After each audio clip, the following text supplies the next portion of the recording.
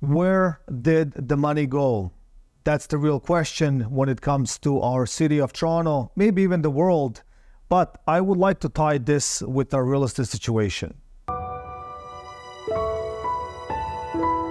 So having said that, I'll start with a little coffee, and I want to talk to you about the actual money. Like, where did the money go? Like, if we think about everything that has been happening, obviously the interest rate hikes, the real estate pricing went down significantly in some areas. Some went down 5 to 10%. We have seen over 25 to 30% in other areas. So, but overall, it's the affordability levels that concern me, right?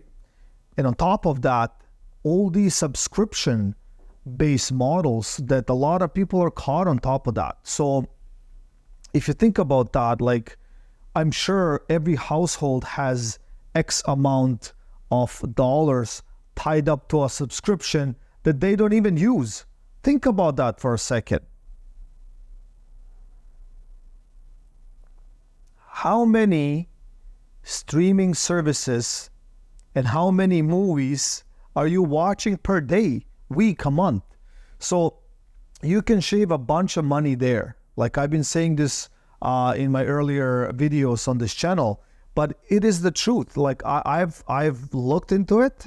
I have canceled a lot of my subscriptions, a lot of the things that we thought we were using, and that helped us a lot, right? So overall, I probably was somewhere between like, $700 to $1,000. Now it depends, as I'm obviously growing on YouTube and I need other subscription-based websites and B-rolls and stuff like that. Let me show you what I mean. Let me show you exactly what I mean by that. You see this video? So this video is shot obviously with the drone. This is a subscription-based platform, but I'm not going to take a drone. Or how about this one? People just walking the city. Or how about this one? People in a car. Exactly. You get the point. So the whole point is, whatever you are in need of, it is probably best to subscribe, right? Or pick your, streaming channel that you really like and you can enjoy one. You don't need 6 or 8. I'm assuming you don't need it, right? So that will help you with your monthly payments. It will help you with your carrying cost. It will help you with your monthly budgeting and all that stuff. So when I'm talking to clients, when it comes to real estate purchases and stuff like that, all they're asking is, how much is that gonna cost me a month, right? They are buying into all these mortgages. It's not that they don't care. It's just like, I can afford X amount dollars a month, and that's it. Whether it's 30 years, 50 years amortization, 1,000 years, they do not care. They just want the product right now and immediately, right? So it is different, right? Like I'm probably from a different generation and stuff like that, so it's definitely debatable. But like it goes with cars as well, right? Like people, when you're in a dealership, all you hear is, what is my monthly payment? That's everybody that they care. Like they don't care like if it's 96 months, 72 months, whatever the case is, right? So then they go into leasing options, which obviously you don't own the car and stuff like that. I'm not a financial advisor, but I'm just, speaking out loud here. So I think now is obviously the time where interest rates are still high. The demand is still out there. There's not much product out there. Okay, we're in December. It doesn't help because by tradition and by historical graphs and figures, around this time, holiday season, there will be less listings out there and stuff like that. But getting into the first quarter of January, I'm sure there's going to be a lot more listings. So how much more? Will we have the people that couldn't sell in this year and then they're going to bump into the next year? And then will we have the condo market. Some of them, they couldn't close, or they just want to sell it before the close because they're anticipating higher payments and stuff like that. Well, we have the people that traditionally would sell, and then we have the people that that need to sell, or they need to move, and all of that stuff. So those are all the questions. Will the supply just increase dramatically?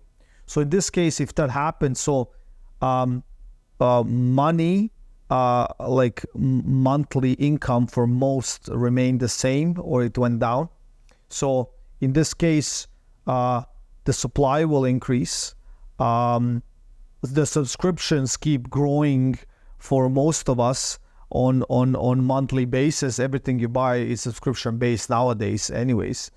But like, it's just like you like, I believe now that there are opportunities out there that if you have all your ducts, I believe there are opportunities out there, and if you have all of your ducts, I believe that there are opportunities out there, and if you have all of the ducks in order, you will be ahead of the game, right? Because once the supply kind of increases and stuff like that, people that have the cash flow, they have the right management, money management. I'm not a financial advisor, but if they have all of, like, it's very simple, right? Like money coming in, money coming out, right? That's it, right? So if that's all in order and stuff like that, there will be opportunity out there, right? Like the interest rate cuts that they're promising for mid 2024 will have an impact on this real estate market, definitely, right? So if you are in this space and you say, okay, so my management, my cash flow, my job, and everything is in order, this is what it is, and what is the real expectation from you and your family, and what you could really afford, because the key will be on how big of a wave will you be able to ride for the next 3 to 5 years. If you like content like this, if you like this channel, please try to subscribe. It helps the algorithm, it helps everything come to light. There will be more guests, interesting content, and thank you all for watching.